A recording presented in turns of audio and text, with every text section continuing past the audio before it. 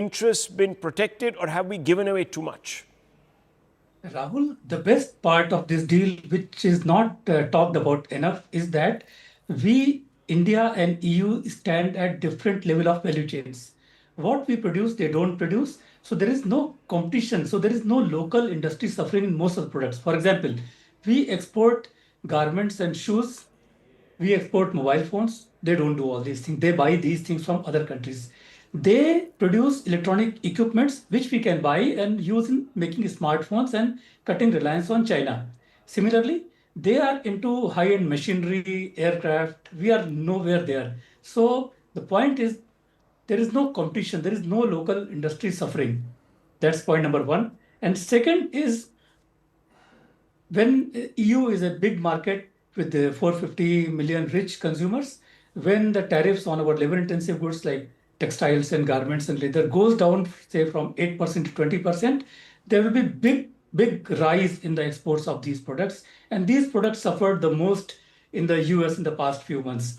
And currently, our exports were not up to the mark in these product groups because they were getting disadvantaged by the zero tariff access to Vietnam or Bangladesh. Now, with the zero tariff access to EU market, will be at par with them, and our exports is bound to rise. But of course, only after the agreement is implemented, that may take more than 1 year. But let me ask you specifically, what happens to the Indian car sector? You've seen some of those duty reductions. Their cars will be available in India. Many people have said that our automobile sector has been too protected. Does this expose it very quickly? And have they been caught off guard? Will they be able to sort of compete when these cars come crowding in? I know India is a price-sensitive market, but explain to me. Have we diluted our own protectionist stance? I don't agree with this assertion. We see BMWs and Mercedes on Indian roads. How they come to India? They don't pay full tariffs. They come into semi-knockdown conditions where duty is not 100% but 30%. They come into completely knockdown conditions where these are assembled here, screwdriver assembly, where they pay only 15% tariffs.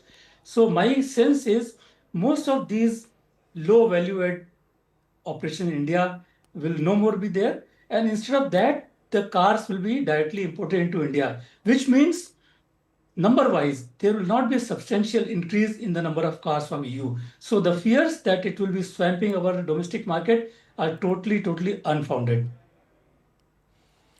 What about some of the other sectors? We've seen duties reduced there also. Processed foods, this, that, the other. India is trying to build its agri sector, sir. So we are competitive in processed food sector. EU provides very high-end luxurious processed foods like chocolates or biscuits or whatever we say. They are high-end materials. They have a different segment, which is 5 to 10% of Indian consumption. I don't think they are going to compete with Indian mass products. And in fact, they'll be providing a little competition to our high-end products, and that will help us in improving the quality. I see it as a positive development. Also, the problem, yeah. Go ahead. The problem is if we have opened, like US was asking to open grain sector, we have not opened. We will not open because livelihood of 700 million people depends on that. So with EU, no such openings. Okay, let me bring in Mr. Kanwal Sibal. Mr. Kanwal Sibal, that's a report card from the trade point of view, and our expert is the best in the business. So he's giving us that breakdown. But Mr. Kanwal Sibal, look, at the end of the day, we are de-risking in a way, diversifying. Has this deal allowed Delhi to increase its leverage upon DC? I saw the remarks in the morning of Mr. Besant. He's not very happy. You've seen his sort of sarcastic tweet against Europe. So clearly there's some consternation, but will that translate into leverage? Does Delhi now have a little bit of leverage with DC? How does this play out? I think so. It does. Because the United States have indicated that they are in no hurry to do a trade deal with India. They've not removed those 50% tariffs on us. In fact, Besant has been chiding Europe that it did not follow its policy of punishing India with tariffs because we were buying Russian oil. And instead, they wanted a trade deal with India, and therefore, they have been soft on India. This is what he's trying to say. Clearly, therefore, they're not happy that Europe has, in a sense, gone behind the back of the United States and done Cavalier Searle in signing this trade agreement or agreeing to this trade agreement with India. Yes, definitely it does, and in fact, it exposes the hollowness and the ineffectiveness of Trump's tariff policies towards India, because it has not only deterred, in fact, it has incentivized Europe to quickly do a deal with India, because Europe also wants to expand its options. They are not smarting under the kind of sanctions, under the kind of pressures that they have received from the United States, very open pressures. Trump, as you know, have been inveighing against the EU as such. He wants the EU to be broken up, and he wants to impose so much economic pressure in various ways on Europe, so as to, in a sense, retard Europe's economic progress and put Europe on a difficult footing with regard to. So let me ask you, Mr. Sibal, has Prime Minister Modi, in a sense, and I'm now using this as a pun, trumped trade tyranny? Have we got out of the cul-de-sac that we found ourselves in?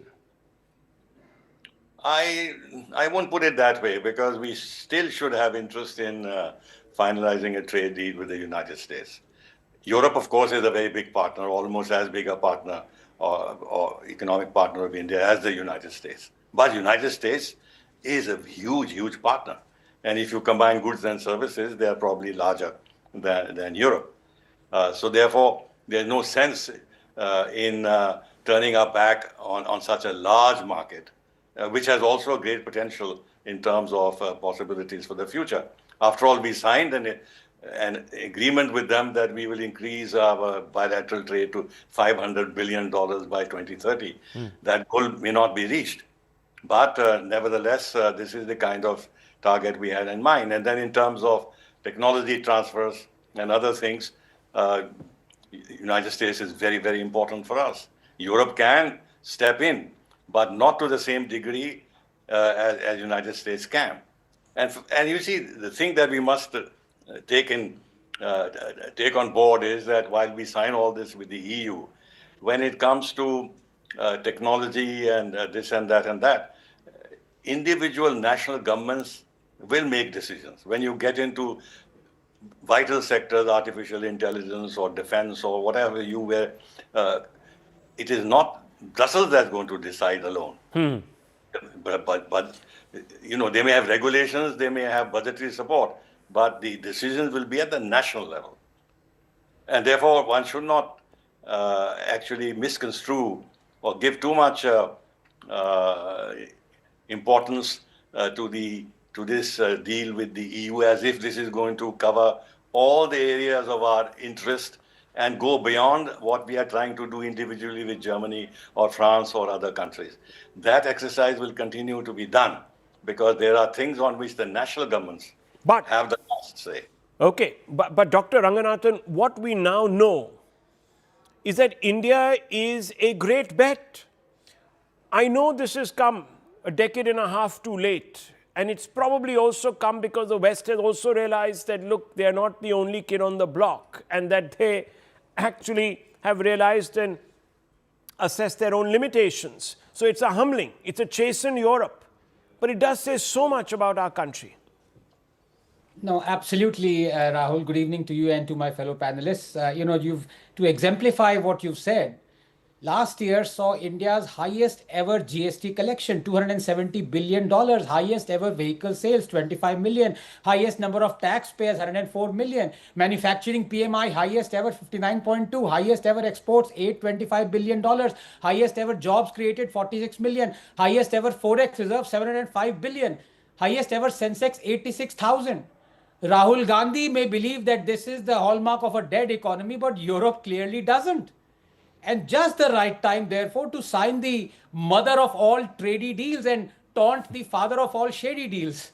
Look, congratulations to everyone involved in this. It really is. I mean, it's really amazing. But there is euphoria, perhaps justifiably so. But let us not forget that this, and I speak as a layman out here, that this is exactly how economics and trade must operate at all times. To paraphrase Orwell, when he said, in times of universal deceit, even speaking the truth is a revolutionary act. So, in times of Trump, even reaching a tariff-less trade deal is a revolutionary act. Yeah, Rahul, look, I remain an advocate for free trade because I know that this is the only way of eradicating poverty and making humanity more prosperous and equal.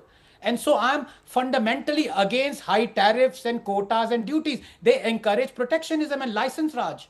They help in the short run because through protectionism and high tariffs, you create more jobs, more domestic growth, and setting up of factories and lower imports. But in the long run, protectionism and high tariffs result in what they've always resulted in: a socialist trap that ultimately destroys a country's economy through less choice for consumers, outdated technology, increasing friction with countries, and higher prices because of lack of competition and rule of monopoly. Remember Ambassador cars and Campa Cola? Do we want to return there? Protectionism is against Darwinian evolution, whose overarching fundamental is spirit of competition enabling survival of the fittest. That said, in taking to the spirit of competition in free trade, one cannot allow unfair trade practices and dumping of goods by dictatorships. So I think Modi did great when he did to pull out of RCEP. Effectively, that was a free trade agreement with China, a known currency manipulator that props up its companies underhand, indulging in unfair trade practices. On the other hand, Modi has done great to enter into an FTA with the UK, a democracy, and now with EU. The ultimate goal, Rahul, is a level and free playing field that encourages competition, respects and rewards intellectual property, and gives consumer a choice at reasonable cost. Just 30 seconds. Free markets and free trade is the best arbiter. Did you know, for example, that Japan does not impose any tariffs or duties on American cars? Because Japanese don't want to buy American cars as they are not as good as non-American cars. In fact, it is America that imposes tariffs on Japanese car makers, and yet Japanese car makers have roughly the same market share as American car makers in America. Protectionism is bad. Darwin said so, and Darwin is always right. So how does this, Mr. Ajay Srivastava, also sit with India's own push towards Atmanirbharta? There are going to be other trade deals, and Dr. Ranganathan, of course, says that protectionism is the problem. It's not the solution. However, to be competitive, our industries would require a little bit of support, would they not? Or do you think that time has come and gone, that we can compete? In fact, there are both the two types of examples.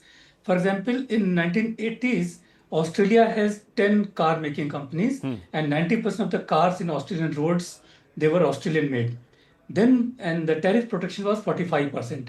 Then they brought down the tariff from 45% to 5% in the next 10 years, and all the 10 disappeared because dumping started from Europe, from China, from Japan, and everywhere. Right now, there is not a single car maker there. Australian government is desperate to invite some of them, offering subsidies and free land and power. Nobody is coming. So our car sector, pharma sectors, two most vibrant sectors, they are based on the protection.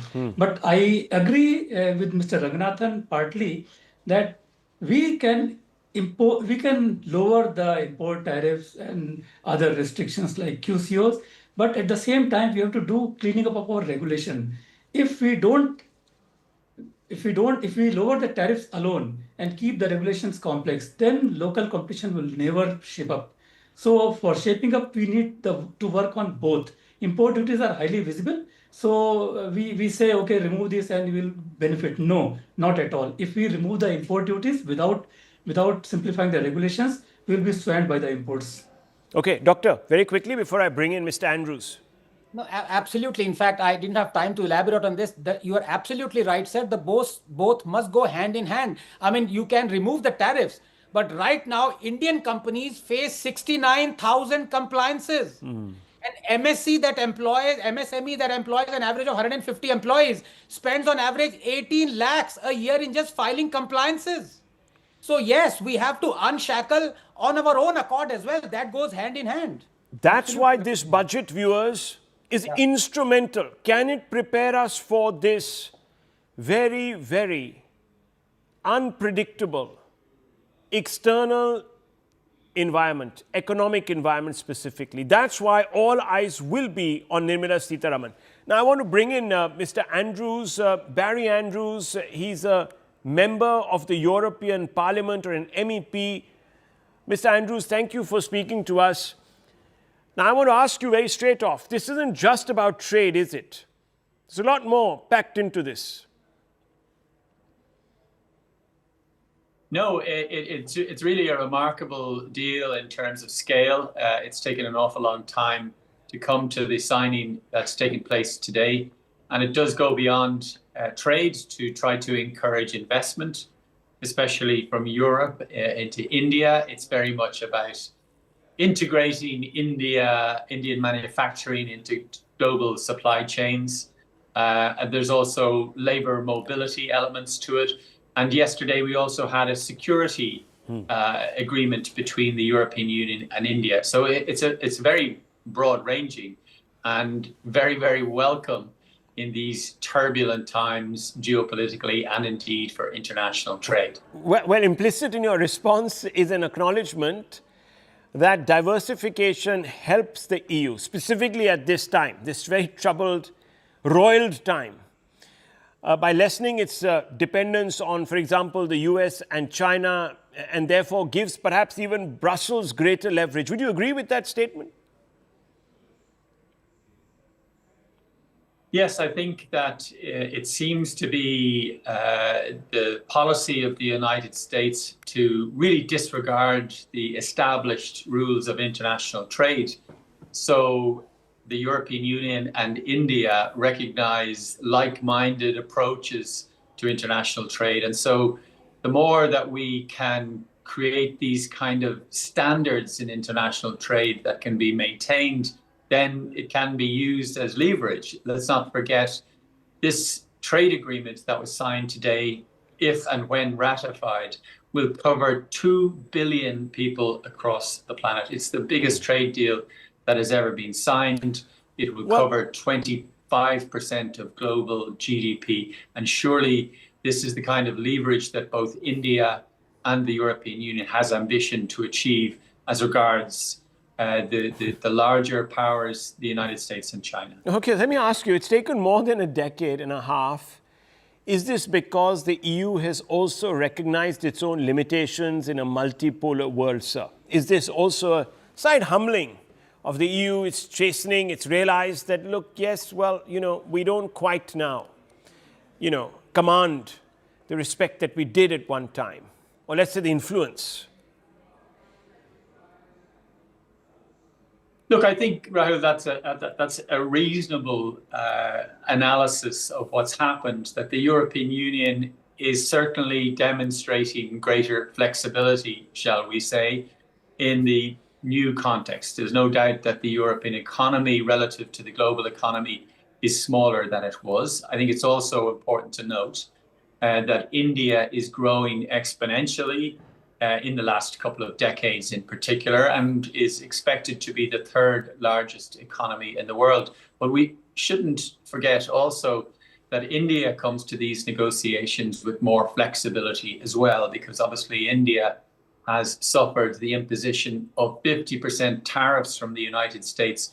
Maybe they will be unwound under negotiation. But I think my conclusion is to say, yes, the European Union has been more flexible, but also I think India has been more flexible with the overall result that we've had this incredible scale of a trade agreement signed today. Kanwal Sibal, let me come back to you one final time. I want to ask you this. How do you think the United States is going to respond? Do you think this will sort of inject a sense of urgency in DC to get this deal with India done? Perhaps drop some of its standards, certainly its illusions and delusions? I'm not too sure whether this is a point of pressure to the degree that you have indicated. Now, whether after they succeed partially or otherwise in finding some kind of a way out of the Ukraine conflict, and then start directly negotiating with Russia, which they are doing on a separate track to get access to Russian the Russian market and do business deals with them, then it'll become more and more irrational on their part to maintain the extra 25% penalty tariffs on India because we buy Russian oil. So that kind of contradiction will begin staring in the face of the American decision makers. But I don't think this will be.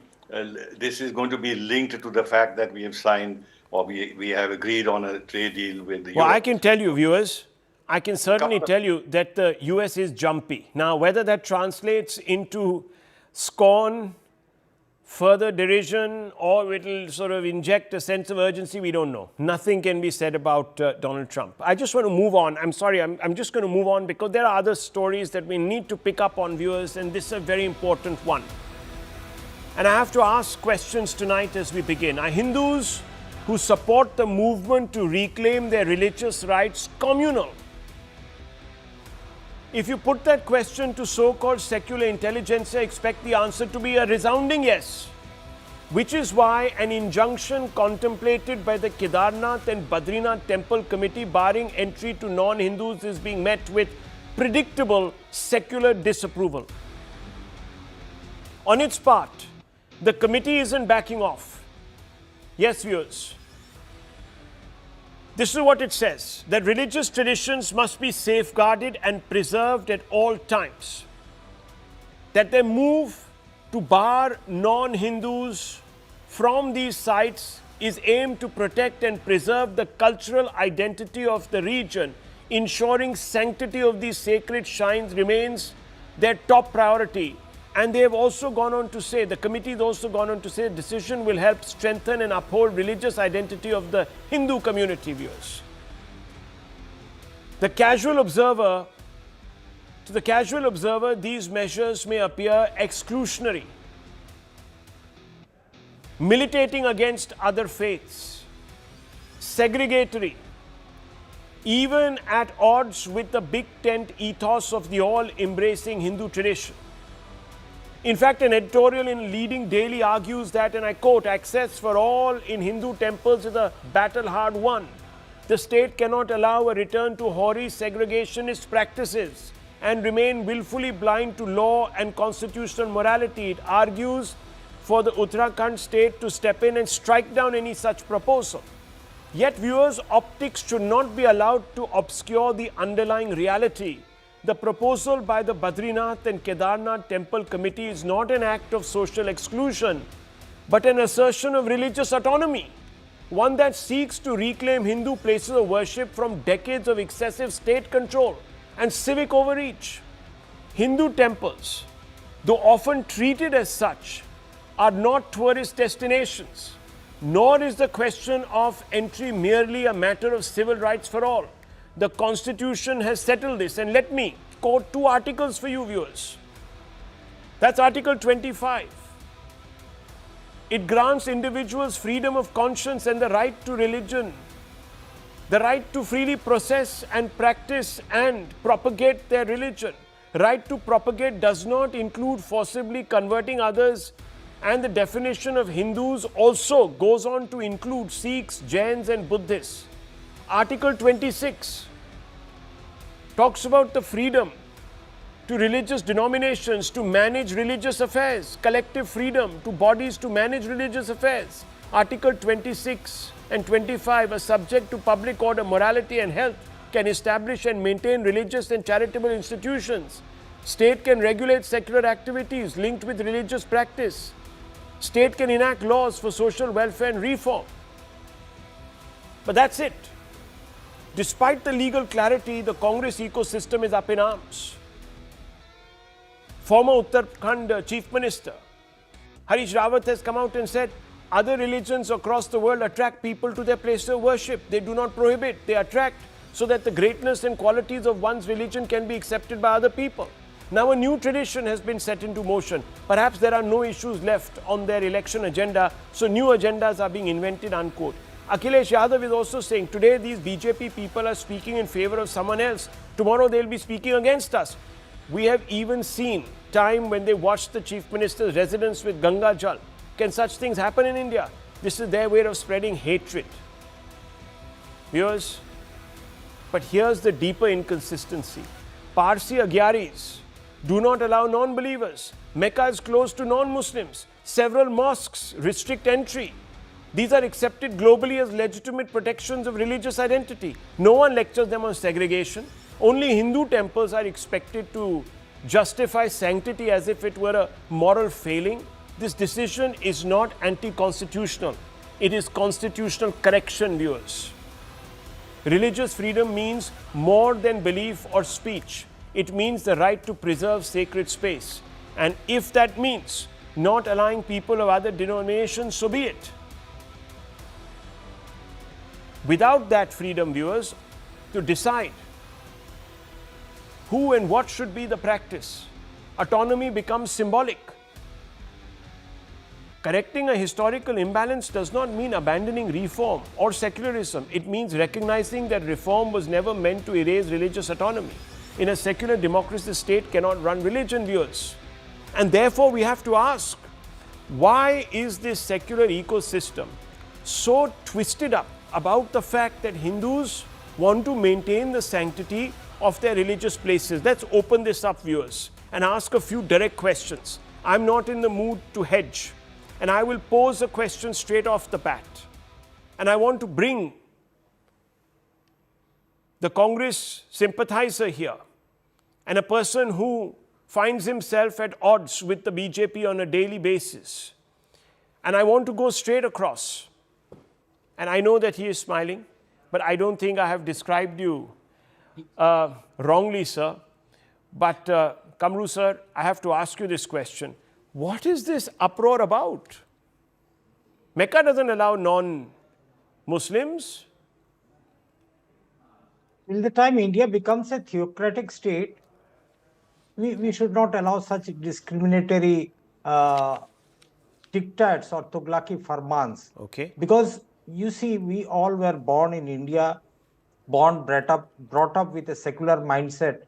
Hindus, Muslims, Sikhs, Christians, we all enjoyed each other festivals. We used to go to temples, Christians, churches or mosques. This was the common tradition. Rather, I can say that Hinduism, not Hindutva, mind you. Hinduism historically is not exclusionary. It was always an inclusive religion, wherein the Bhakti tradition welcomed everyone, whether it was Kabir, Ravidas, Narayan Guru, XYZ, you can name a lot of people out here. I don't want to get into the debate right now of the political Hindutva the entire ecosystem is trying to bring in. Because this supremacist attitude of the Hindutva ecosystem is such a dangerous danger to the spiritual Hinduism that we all know over the last 5,000-10,000 years ago that Hinduism was, as we know in India. Okay. But right now what happens is, today you bar non-Hindus from the temples. Yesterday it was the Dalits and the marginalized section from entering the temples. Tomorrow you will be banning the the women population from the temples, because it interferes with the sanctity of the temple if you go with your argument. But India is defined by the constitution. It's not a private place. The Supreme Court has said any mandir, masjid, gurdwara or this thing is not a private place. Kamruji, can I ask you? Anand is sitting here, Rahul is sitting here. I'm coming. Can visit any. You go to the Ajmer Dargah Sharif. Okay. There is no bar on any. Okay, Hindu so Kamruji, let me ask you a question. But you cannot bring. You are constantly talking about constitution. Constitution this, constitution that. Fair enough, sir. We all respect the constitution. But then tell me, sir, how is it that Hindu temples are controlled by the state?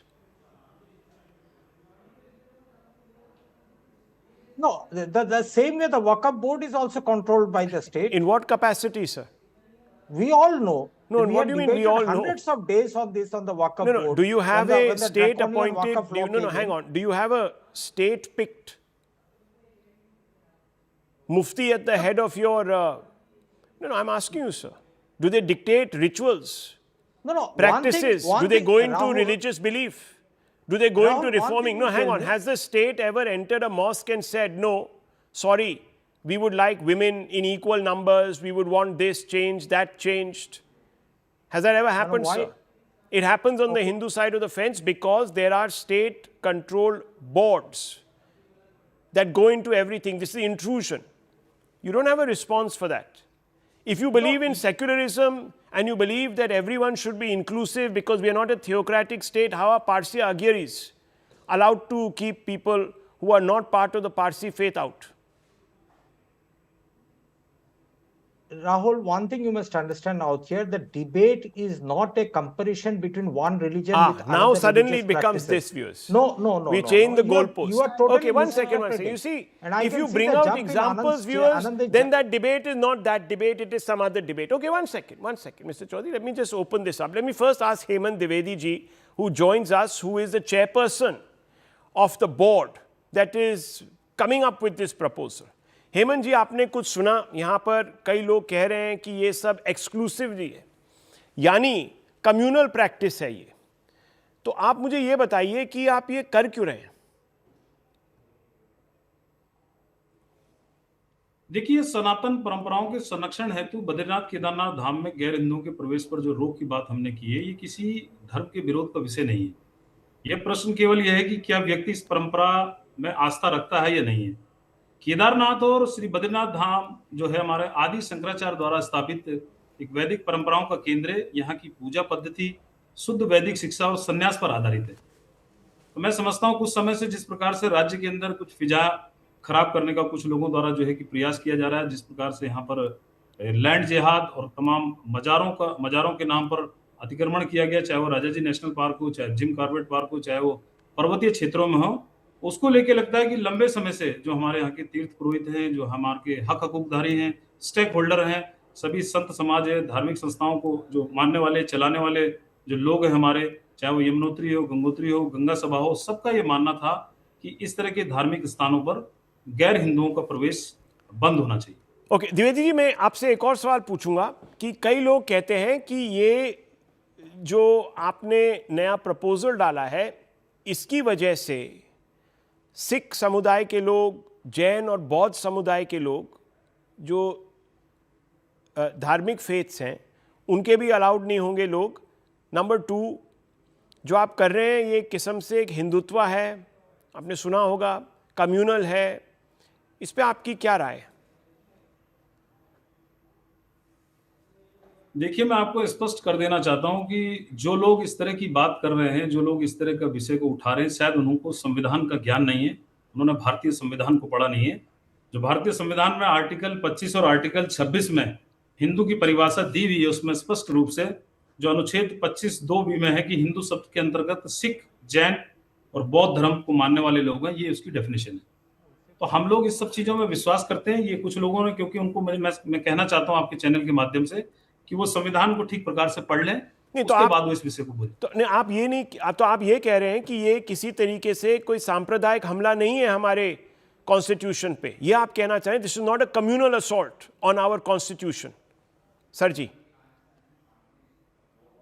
नहीं, ऐसा नहीं। देखिए, हम सब लोग एक भारतीय संविधान को मानने वाले लोग हैं और संविधान में आप स्पष्ट कोई भी खोल के पढ़ सकता है। आर्टिकल 26 और आर्टिकल 25 में ये सारी बातें स्पष्ट लिखी हुई है। कहाँ सेक्युलरिज्म वाली बात कर रहे हैं हम, कहाँ इसको बांटने की बात कर रहे हैं? आप संविधान, भारतीय संविधान को तो पढ़ें जो लोग विषय को, इस प्रश्न को उठा रहे हैं। इसमें अनुच्छेद जो आर्टिकल 26 में लिखा हुआ, प्रत्येक धार्मिक संप्रदाय को अपने धार्मिक मामलों को प्रबंधन करने और अपनी परंपराओं की रक्षा करने का अधिकार है। Okay. और ये तो आदि शंकराचार्य के कालखंड से ये व्यवस्था चली आ रही है। इस व्यवस्था में कोई हमने ऐसा कुछ नया काम नहीं किया है, ये तो पहले भी था। इसका उपदेश सिर्फ यही है कि श्री बद्रीनाथ मंदिर के जो समिति है, इसमें विशुद्ध धार्मिक स्थलों पर वही प्रवेश करें जो हमारी परंपराओं को, जो हमारी धार्मिक आस्थाओं को, जो बाबा केदार को, भगवान बद्रीनाथ जी को, माँ गंगा के प्रति जो अपनी आस्था रखते हैं, जो इस पर अपना विश्वास रखते हैं, वो लोग, उनका सबका स्वागत है। तो धार्मिक मर्यादा और सनातन धर्म की रक्षा के लिए ये ठीक है। एक minute, yes Kamru ji, 10 seconds and I want to bring in doctor. Yeah. I just want a counterpoint out here. You know, little knowledge is a dangerous thing. This gentleman out here claims about Article 26, which gives religious denominations rights, but does not give the absolute power to exclude people in ways incompatible with the constitutional equality. That is also written in Article 26. Yeah, but if that were the case, then why is the Constitution, why is the state that takes its inspiration from the Constitution selectively interfering in only one faith. If No, I one second, create a sir. Shaheen Bagh, Hindu if I personal create law, a hang Shaheen on, Bagh Hindu and I personal say law was that this is a codified. Muslim No, area one second. and Muslim Hindus are personal not law was allowed never here, codified. how will that You resist all of that. organize You a don't want to debate be on brought that? under the ambit of the constitution. You These say we bigots want to out follow here, they our come and personal justify dharma. their bigotry on One national second, television. one second. Mr. Chaudhary, look, you can... I can also ask you 5 questions to point out the inconsistencies in what you're saying. But Dr. Ranganathan, let me ask you the question that is being brought up continuously. That, okay, the Hindu faith is a big tent faith, all embracing, universalist. Why is it becoming, like, for example, Islam in Mecca, or somebody said here, something else in the state in Saudi Arabia, etc.? Rahul, 3 very quick points. Number 1, as a Darwinian atheist, I don't have skin in the game. Left to me, any building should be free for anyone to enter or pray or whatever it may be. But as someone who believes in science and rationale and logic, let me tell you how this decision that has been made or proposed is of sound logic. Number 1, temples are private entities, even though it is evil that the state controls them. State doesn't control mosques or churches, but the fact remains that a private entity is within its rights to allow people who follow the rules of that entity. For example, let me illustrate this. I'm a member of a community, and I believe that Hindus are the worst of creatures. I will forbid any member of my community marrying a Hindu. And I believe that all Hindus should either be converted, and if they are not converted, they should be killed. This is what I believe. This is what my religious scriptures tells me, and I don't condemn it. I ask you a very simple question. Would the Hindu temple be within its rights to say, sorry, you can't enter Hindu temple? It's a yes and no question. It's simple. And any logical person would say, well, if you believe in all those things, you don't condemn them. You're hunting for context and this excuse, that excuse, but you believe in them. Why on earth do you want to come to a place where you actually want to convert or kill anyone who follows that place? And secondly, for one panelist to say that this is all supremacist, exclusivist, all those adjectives and definitions disappear the moment you ask him, is Mecca also supremacist and exclusivist? Don't go behind the garb of theocracy or Saudi Arabia. You mention, is Mecca or the holy sanctum sanctorum of Islam that does not allow any non-Muslim to enter, is that also being exclusivist and discriminatory? Then it is fine. So my thing is, according to me now, my solution would be that anybody who says, I believe in Sanatan Dharma, I wish no harm on Hindus, I disbelieve in whatever my text talks violently about killing you, please allow me to enter, and he should be allowed to enter. Will Kamruji or anybody else from his community do that? If he does, he is most welcome. Okay, so one last question to you, Rajat Sethi. Does the proposal reflect poorly on the Hindu ethos of Vasudhaiva Kutumbakam? No, I mean, I don't see the dichotomy there. Just adding to what Anandji has just mentioned, I mean, it's not a tourist circuit, right? It's a sacred place. And sacred place, the sacredness is associated with certain, certain ways of conduct, certain ways of how you follow the procedures around certain things. I mean, if anybody is trying to do and maintain that, it is amply clear, even through our constitution, which provides us the freedom to practice our religion. This goes directly against even my own fundamental right, which is that I have the right and the freedom to exercise where I can conduct my sacred places the way I want to. Okay. If anybody else is coming in, it is directly infringing into my fundamental rights. So even from the constitutional spirit, this goes completely against and violates my rights. Okay. And this is the reason why I don't see anybody should have an objection to what the Hindus are doing with their own sacred places and the places to worship. Well, viewers, here it is. This is not about, this is, yes. I just wanted to give you one example. Sorry, I didn't mean to interrupt. But just 2 weeks ago, a Muslim entered the holiest shrine for the Sikhs, Harmandir Sahib, and he spat at the holy Amrit, the pond. And then he gave this sign that there is only one Allah. So, these things happen because you have a person who belongs to a religion that wishes death upon the non-believers. Now, would you say, well, the Sikhs and the Panths should have allowed him entry there? I ask you to answer that question yourself. Well, viewers, I think that couldn't have been put more plainly. This is an act to reclaim Hindu place of worship from decades of excessive state control and civic overreach. This is not about excluding anybody. This is about securing autonomy, and it should be backed and supported by all right-minded individuals. But I want to move on, viewers, because there is something that is very worrying. A storm is brewing on India's campuses, and it isn't about resisting discrimination, it's about institutionalizing suspicion. The new UGC equity rules claim to strengthen social justice, but in their fine print lies a familiar anxiety for so-called Savarna or upper caste students. Why? Because it says this clause, and I'm going to read it to you, and we're going to prompt it on our screens, that caste-based discrimination means discrimination only on the basis of caste or tribe against the members of the scheduled caste, scheduled tribes and other backward classes. This definition amounts to fighting discrimination with discrimination, as it automatically assumes that upper castes or higher castes are guilty or are suspects. This opens the door for reverse discrimination. Malicious cases filed against upper castes because the law provides the pretext. The new norms thus punish upper castes simply because of an accident of birth. No surprise then that they are out protesting. Many of them are out there saying that there is no punishment for malicious or false complaints, that because we are immediately presumed guilty, it makes it very easy for anyone to foist cases, and there is no compensation for victims of false complaints. And therefore, we are now an open target. By defining caste discrimination as something that can only be suffered by select groups, the rules effectively write out millions of Hindu students from the universe of potential victims while keeping them firmly within the realm of the accused. Viewers, this is a shocking imposition.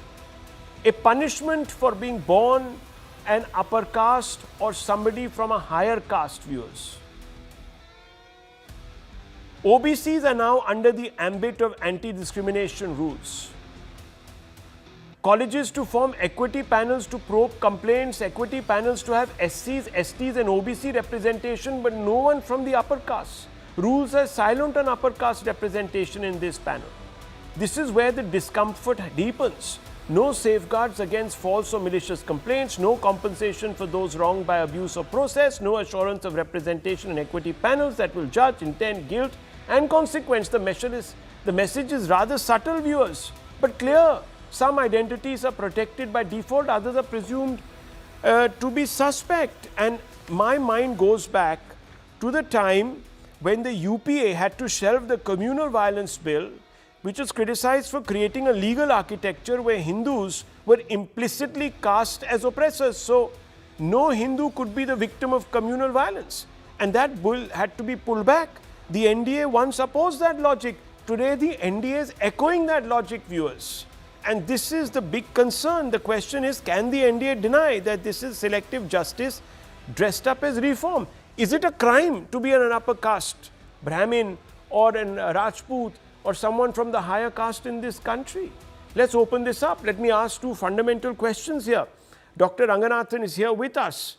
Rajat is also here with us. Susiben is here with us. She's a lawyer. Doctor, what do you make of this? I think this should be scrapped. Rahul, look, as you said, the Congress brought in the Communal Violence Bill. The BJP has brought in the UGC Equality Regulations Act. They are unjust, must be revised because one, caste discrimination victim definition excludes general category.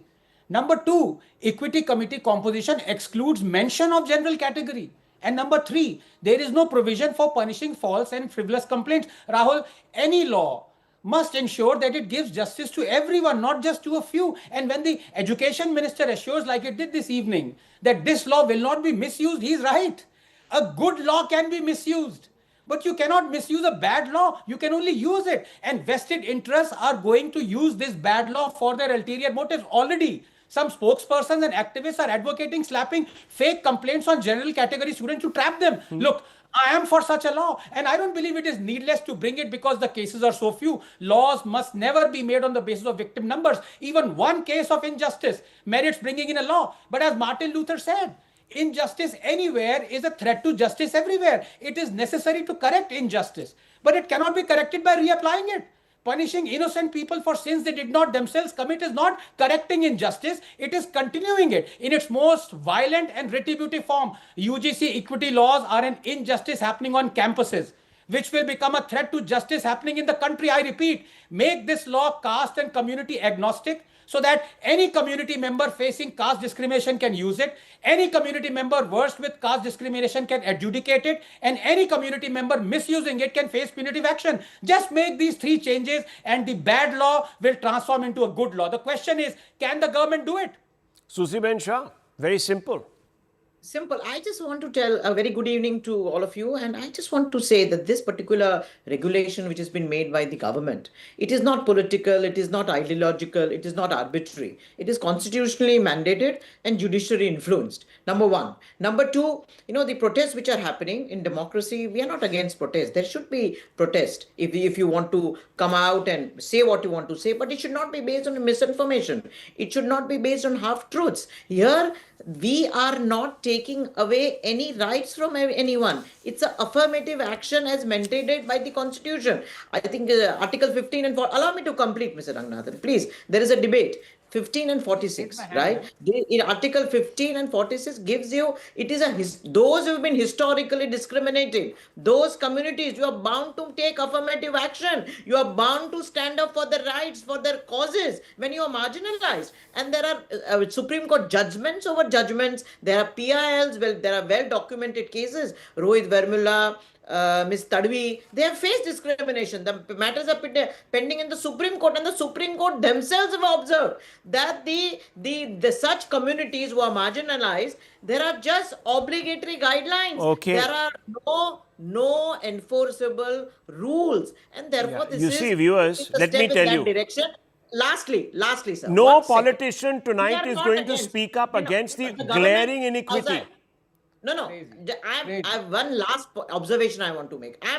We are not against hearing everything out. Instead of having protest and misinformation. Ma'am, don't get into all this protest business. Tell me, how can a law be made for a few? No. But that is a reality. That is a reality. Communities are marginalized. Okay. You tell me it is a reality. Viewers, let me tell you now. Let me jog your mind back to a time. Excuse me, ma'am, excuse me. Let me take you back to a time when the CAA was passed in this country. And it created categories. And they said, no, how can a Muslim be excluded from the ambit of CAA? And before I bring out Rajat, yes. Yeah, no, very quickly, just a very simple, commonsensical question to my very good friend, the spokesperson of Shinde Sena. Can Brahmin student be a victim of caste discrimination? Yes or no? Why not? And there are enough. Then you have this law that occludes the Brahmin in caste discrimination. You yourself agreed. It's a bad law. According to the, please listen to me. There are already existing rules. And yes, if there is miscommunication, if there is communication is not proper, if we are not safeguarding interest, let us talk to the government. We are open to it. One second. Listen, you can't say we can't protest in this country and we can't question. What do you mean talk to the government? Pick up a phone. 1 minute. It's gone to the Supreme Court, by the way, viewers, because Hindus of any stripe believe in the law. No one is burning up tires. No one is going through communities, going through East Delhi, shooting people, burning them on the streets. No one is doing that. No one has blocked a highway here with dadis. Let me tell you. 1 second. Rajat, I have to ask you this question. How can you have a law that says caste discrimination means discrimination only on the basis of caste or tribe against the members of the SCs, STs and other backward classes? Are we dividing Hindus? आप कहते हैं एक है तो safe है. See, well, the way in which this entire set of guidelines or regulations have been written could have been certainly written better. Yeah. I agree with that. And also, we cannot convert universities into islands where you have the judge, jury, executioner all sitting in, and you are Exactly. converting universities into jails. It should not happen. You should understand, go into the philosophical intent of what you want to do it in a way. By the way, there are issues where you have to ensure that the SC, ST, and the OBC community rise up in certain educational institutions. I can tell you about my college at IIT. There used to be Yeah. systemic ways in which SC students were not able to qualify examinations year after year after year. And they were, right from the first year itself, they were siloed out. And I agree that there has to be some methodological intervention, but it should not be punitive in nature. It should No not one be is saying that. But I'm just saying philosophies that the have to be government correct, must and correct you the have to go wordings about of it. this to be completely inclusive. Because viewers, I never expected this government to be afflicted by a sense of woke vengeance. Let me tell you this. I'm shocked tonight that a government that says that we look after all Hindus equally is discriminating like this. What has gone wrong with them? I leave it at this, viewers.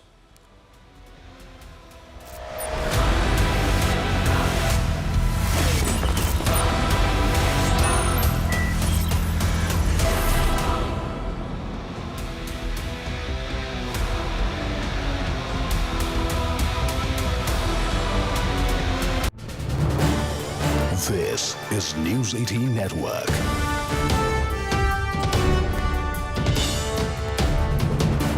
India's largest news network. Friends, this breakthrough in the EU-India trade relations comes after 20 years. You're all aware the discussions were launched in 2006. 16 rounds of negotiations were held. Sadly, in 2013, efforts were aborted, and almost nobody ever imagined the European Union and India being able to come up with such a robust partnership framework as has been finalized by our leaders today. In fact, when we relaunched negotiations in mid-2022 and laid the initial foundational work, prepared our game plan and way forward, we had elections in India and then in the European Union through 2024. So the heavy lifting for this FTA really started after the historic visit of the European Union Trade Commissioners led by Ms. von der Leyen in February 2025. And I think it's been the labor of love of the entire government in European Union and India, burning the midnight oil, persevering, working in a spirit of cooperation, India negotiating with self-confidence, both sides agreeing to focus on what is good for both set of countries, the European Union and India, leaving the sensitive issues aside, and therefore coming up with a very balanced, equitable, and fair free trade agreement, which is a win-win for all sections of industry, both in India and European Union, opening up plethora of opportunities for investment, opening up markets which are complementary, with India gaining access significantly in labor-intensive industries like marine products, chemicals, footwear and leather, plastic rubber goods, textiles, apparel and clothing, gems and jewelry, furniture, sports goods, toys, and the European Union industries gaining access to the large and fastest growing economy of India in innovation, technology, sectors of precision engineering, and areas where India continues to look for partnerships and technologies from across the world. Friends, this agreement covers almost 99% of the total exports that are sent from India to the European Union and about 97% plus of the total exports from European Union to India, something which is unprecedented and reflects the strength and the depth of this agreement.